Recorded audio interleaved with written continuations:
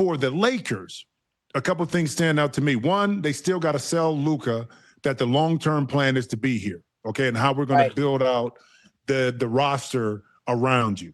Second, what does this say about them being comfortable moving on, whether LeBron knew or not about the trade? You know, Rich Paul is the agent that orchestrated a lot of this stuff too. But what does it say about the front office being more comfortable and confident to make a trade like this? And let's say they didn't inform LeBron. What does that say about them and them moving forward? I mean, past, you know, LeBron kind of has this control over the franchise. So since we're talking poker, I don't know, you play Hold'em, you know how this goes. I got one rule.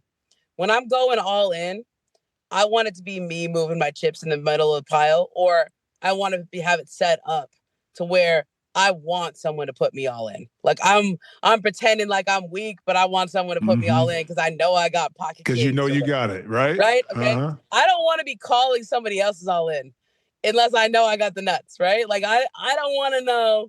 I don't want to know. I don't want to be like, oh man, should I? I don't know. This is my whole tournament. Should I call it? You know, no. If you got to think about it, you probably don't want to do it. Okay. So to me, this is the Lakers going all in on their terms. This is them saying, we're not going to get caught in the wilderness like we did after Kobe retired. Okay. When Kobe retired, they had a succession plan. It was called Chris Paul. Chris Paul was supposed to be their next guy. They traded for him in 2011.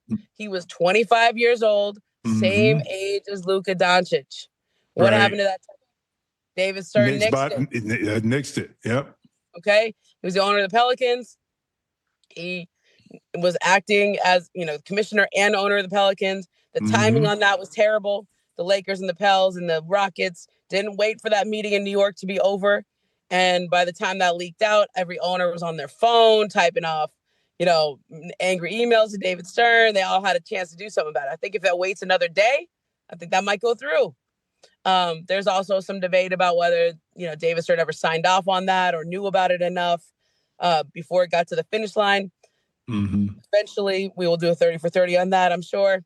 But, you know, to me, the real story is the Lakers learned from the big trades and the big issues of their past in the succession plan.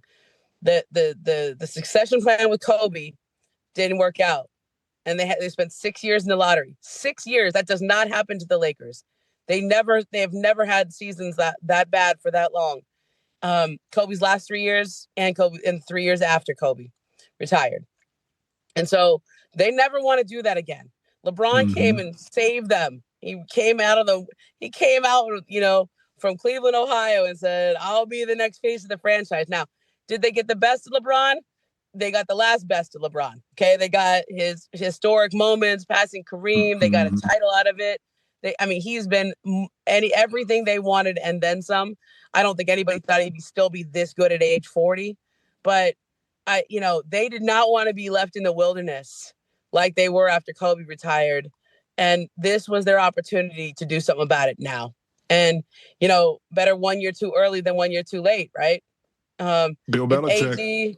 Right? If AD was going to be the guy, I think we would have already known, right? If he was going to be the face of the franchise going forward, he certainly would have been a good guy to build around, but he's getting older, he's injury history, and he's getting more expensive. And so I think, you know, there was a chance they would have had to trade AD anyway and not get the kind of return that they just got. And so to me, the Lakers, that's a no-brainer. The only thing they have to worry about is convincing Luka to stay and whether or not he's going to stay healthy. I think a year around LeBron, watching the way he works, his habits, look, I have so much respect for Nikola Jokic. And I remember a couple years ago when they went to the finals, I did a story on, you know, when he really got serious about his training and his body. It was the year they lost to Portland in a 7-game series. Remember that? Yes. And kind of ran out of gas. He walked into the coach's office afterwards and he said, you know, guys, this one's on me. I ran out of gas in that second half.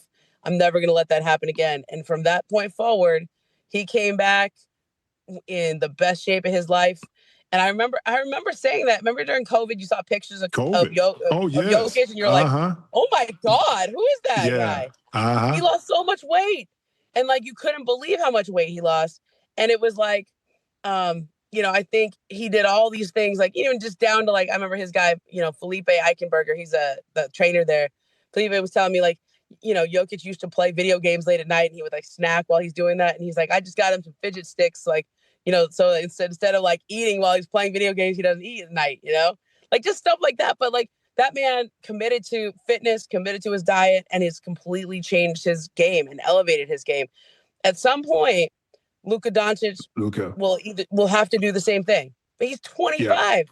Yeah. I'm obviously cheeseburgers are 25 too. Check out new episodes of The Jim Jackson Show every Thursday. Watch on the Rich Eisen Show YouTube page. Follow the show on Instagram @Jim Jackson Show, or listen wherever you get your podcasts.